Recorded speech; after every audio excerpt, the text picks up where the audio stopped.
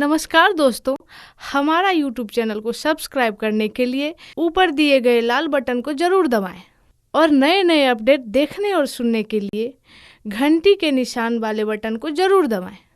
धन्यवाद।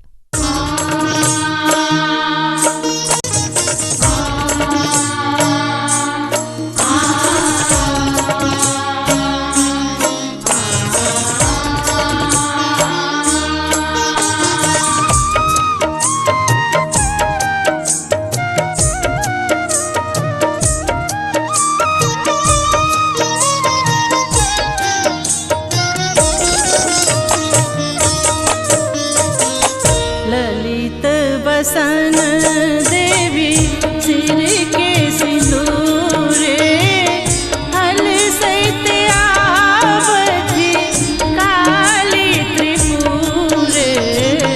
ललित बसन देवी सिर के सिंदूरे हल सहित आवती काली त्रिपुरे। ललित